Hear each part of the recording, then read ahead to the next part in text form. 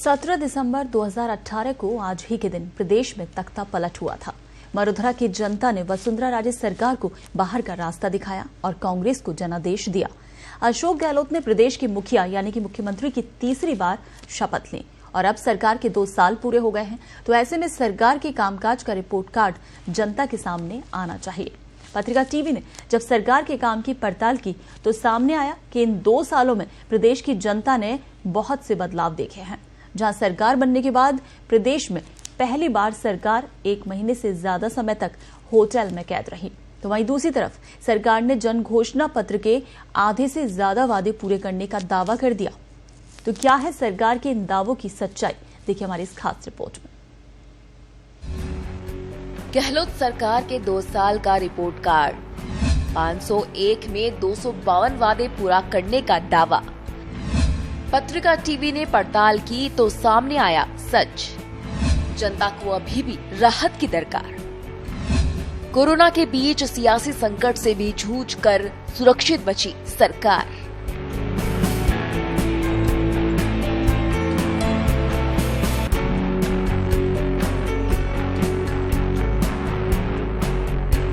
सत्रह दिसंबर को राज्य की अशोक गहलोत सरकार के 2 साल का सफर पूरा हो गया है।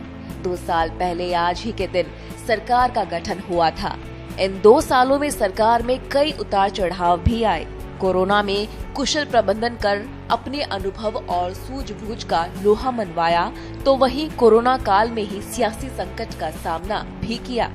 2 साल में ही अपने जनघोषणा पत्र में किए गए वादों में से आधे से ज्यादा वादे पूरे करने का दावा भी सरकार ने किया। पहली कैबिनेट बैठक में बदले कई फैसले।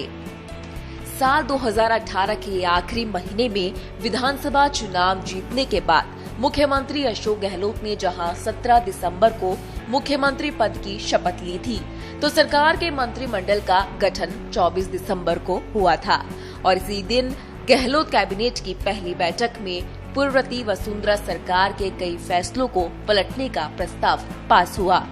साथ ही पूर्ववर्ती सरकार के कामकाज आखिरी 6 माह के कामकाज की समीक्षा के लिए कैबिनेट सब कमेटी का गठन भी हुआ। गहलोत सरकार ने दीनदयाल उपाध्याय के फोटो सरकारी दस्तावेजों से हटाने, अटल सेवा केंद्रों का नाम राजीव गांधी सेवा केंद्र करने, अन्नपूर्णा रसोई का नाम इंदिरा रसोई करने और भामाशाह कार्ड को बंद कर जन आधार कार्ड कर वसुंधरा सरकार के फैसले पलटे। 501 में से 252 वादे पूरा करने का दावा। कांग्रेस ने अपने चुनावी घोषणा पत्र को सरकार बनते ही उसे सरकारी दस्तावेज बनाकर जन घोषणा पत्र का नाम दिया। गहलोत सरकार का दावा है कि 2 अक्टूबर तक उसने 501 वादों में से 252 पूरे कर दिए हैं, जबकि 173 घोषणाओं को लेकर काम जारी है। सरकार के इस 2 साल के कार्यकाल के दौरान ग्राम पंचायतों, नगर निगम, पंचायत और स्थानीय निकाय चुनाव की आचार संहिता और कोरोना संकट के कारण प्रभावित रहा। सत्ता में आते ही किया किसानों का कर्ज माफ।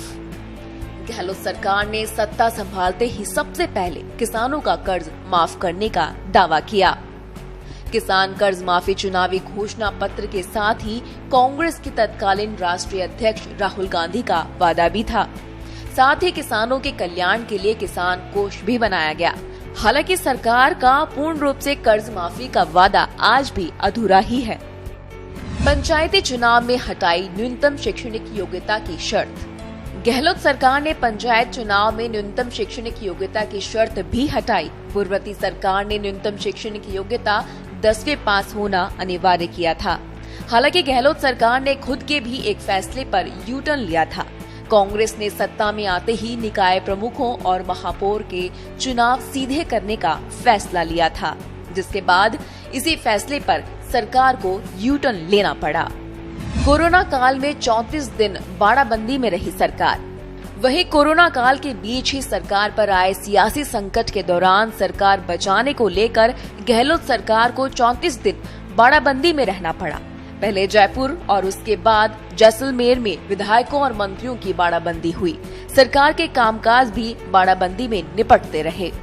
राजभवन से भी हुआ सरकार का टकराव। वहीं बाड़ाबंदी के बीच बहुमत साबित करने के लिए विधानसभा सत्र को लेकर गहलोत सरकार और राजभवन के बीच टकराव देखने को मिला। सत्र बुलाए जाने को लेकर कैबिनेट के 3 बार भेजे गए प्रस्ताव को राजभवन की ओर से लौटा देने के बाद मंत्री विधायकों ने राजभवन में धरना देकर राजभवन पर केंद्र के इशारों पर काम करने का आरोप भी लगाया। ये है सरकार के प्रमुख वादे जो पूरे हुए। सरकार बनने के 10 दिन के भीतर किसानों का ऋण माफ। 20,50,000 किसानों के 7,692 करोड़ रुपए के अल्पकालीन फसली ऋण किए माफ। 28,016 सीमांत एवं लघु किसानों के 290 करोड़ रुपए के मध्यकालीन और दीर्घकालीन कृषि ऋण किए माफ। वृद्ध किसानों को उपलब्ध कराई गई पेंशन। किसानों को कृषि कार्य के लिए बिजली की आपूर्ति सुनिश्चित करते हुए आसान दर पर गुणवत्ता युक्त बिजली कराई उपलब्ध। राज्य की सभी 144 मंडियों को इनाम पोर्टल से जोड़ा गया। हस्तशिल्प और हथकरघा निर्देशालय का गठन। राजीव गांधी सेवा केंद्रों को ई-लाइब्रेरी से जोड़ा। पंचायती राज चुनाव में हटाई न्यूनतम शैक्षणिक योग्यता की शर्त। प्रदेश में नई शिक्षा नीति बनाने की दिशा में काम।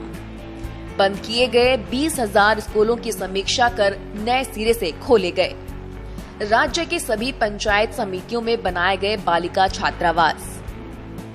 मुख्यमंत्री निःशुल्क दवा योजना में कैंसर, हृदय, सांस, गुर्दा रोग की दवाइयों को शामिल कर निःशुल्क दवाइयों की संख्या 607 से बढ़ाकर की गई 709। राष्ट्रीय खाद्य सुरक्षा योजना के तहत 28 लाख बीपीएल के 1.17 करोड़ स्टेट बीपीएल के 29 लाख यानी कुल 1,74,00,000 लाभार्थियों को 1 मार्च 2019 से 1 रुपए प्रति किलोग्राम की दर से गेहूं वितरण। राज्य की नई राजस्थान पर्यटन नीति बनी। 100 करोड़ रुपए के पर्यटन विकास कोष का गठन। महिला सुरक्षा और महिला सशक्तिकरण की दिशा में राज्य में 24/7 महिला हेल्पलाइन। बहरहाल ये वो तमाम ऐसे वादे हैं जो सरकार पूरा होने का दावा कर रही है, लेकिन मुख्य विपक्षी दल भाजपा इनमें से अधिकतर वादों के पूरा नहीं होने का लगातार आरोप लगा रही है, फिर चाहे वो कर्ज माफी की बात हो या बेरोजगारी भत्ते की। ऐसे में जनता को तय करना है कि वो कितनी नफा में है या नुकसान में। ब्यूरो रिपोर्ट, पत्रिका टीवी।